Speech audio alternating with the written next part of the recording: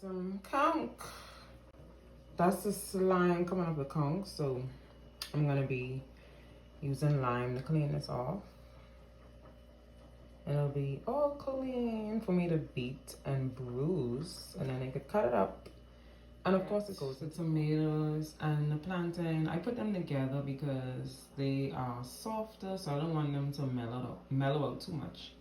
When I go to put everything in the pot, then we got sweet potatoes. So y'all, it's just a small pot. It's not like a big pot of soup, but it's a very small pot. So we got sweet potatoes, and of course you could see they start to get discolored. You know, when you peel the skin off. We got goat pepper, and I will be dicing and slicing. I don't think I'm gonna cut it in half. I think I'm gonna dice it. I like dicing it. We got our kidney beans and salt beef and pigtail.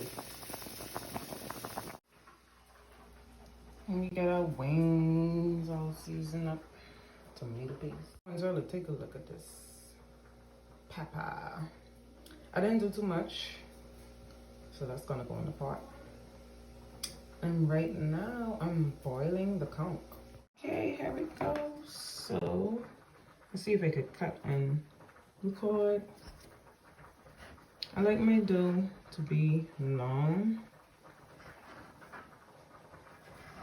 so I think I can cut that one in half, but and that's why I like wooden tables. I like this because I'd be using this as a cut mod. I probably shouldn't, but I do. Don't judge me. I wouldn't do this elsewhere though. Just my place. So we got our dough.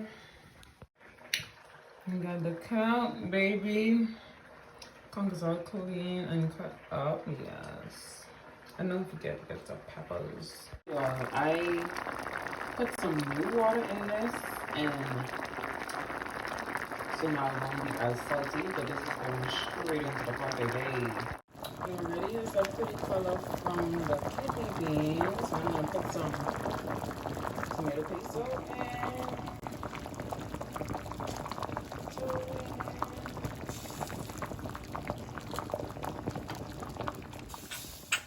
Hey, can go Heineken. We got our bowl of soup. And of course, to wash it down, that's some nice Heineken.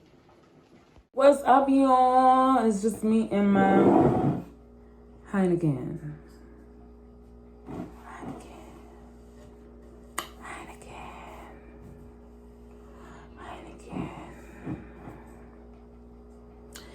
Heineken, Heineken, Heineken. Okay, so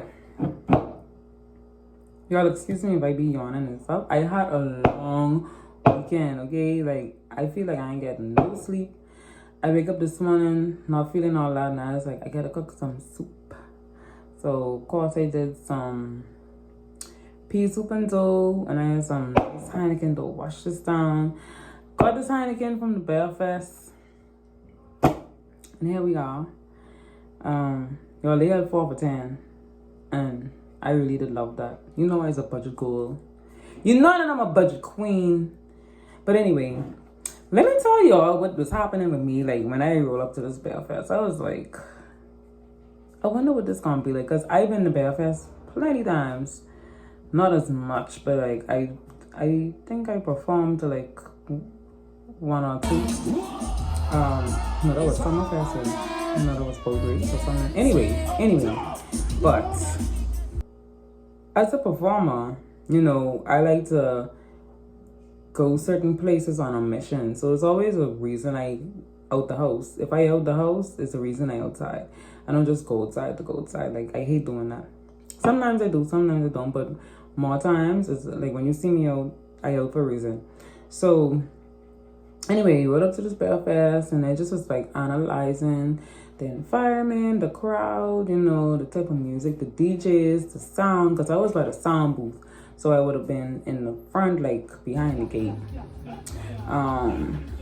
Yeah, so somebody gave me like a free ticket, and I was like, nah, I don't know if I go in.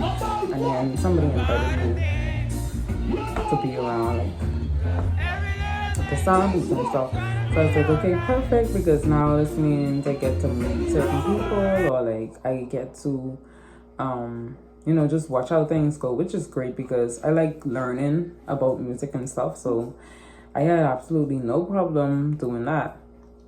But I got there and I was, you know, just analyzing as usual. And then after a while, I got kind of like bored because it was just me kind of behind the booth because I didn't know the other people. And I saw like people I knew in the crowd, and I was like, I think I'm gonna go in the crowd because they look like they having the type of fun I'd be trying to have. So I got in the front to the people I knew. My God, listen to me. I was so lit. Like, I was lit as hell. And I was like, oh my gosh, I'm so happy I come out in the front here. And then I started analyzing the crowd even more. I was like, okay, they like this, they like that, they like different things, you know.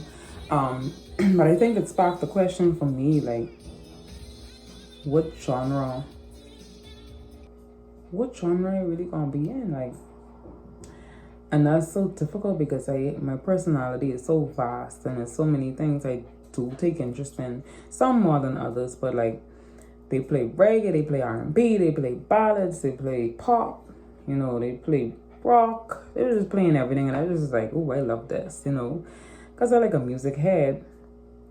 But I was like, you know, as I start to write new music and as I am taking like not a break, but I'm doing, you know, doing like underground work. It's like as I write my music, you know, you want to have a vast, not too vast, but you want to have like, I need music that's enjoyable. I need music that's marketable. I need music that's it's international. And so it's like a bittersweet moment because I was thinking, you know, like, wow, some genres I might not touch as much. You still need to be marketable, but I still want to do stuff that I enjoy and stuff that suits my personality. But I was like, wow, like certain type of music I know I wouldn't necessarily carry with me or like spend money on.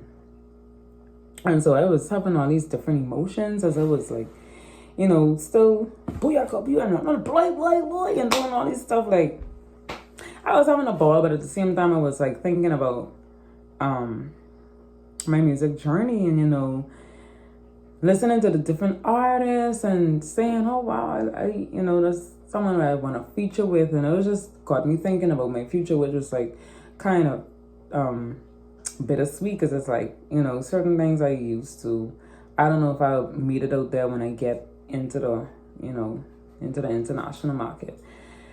So that's what I was thinking about, you know. I don't know why I do that. I was like, girl, you got one job, you're supposed to go there and enjoy or whatever. But I was like analyzing and I was just looking at the DJs do their thing and like just, I guess, admiring them too, because like they have to learn music, you know, they have to know certain types of music. And like, I can't remember which DJ it was that did a real international like musical repertoire he had going on. Like, I can't remember what they named. It was, I don't know if it was two guys or like one guy. I can't remember. So I was like, motherfucker, like crowd rocking, like everybody was singing the music, and I was like, you know, that is another lesson I was learning. Like, if you put out enjoyable music, like, and people like it, they like it, you know, it don't matter the genre. Because Monty started playing with me Houston out there, and I was like, you know, Whitney's my girl. City Girls up by 1,000. Like, you know, Whitney's my girl. So I just was, you know, admiring I wake up the next morning with like the worst stomach ache because I was drinking so much beer. And I was like, girl, what is you doing drinking all this beer? Like, but yeah, that was like my recap of Belfast.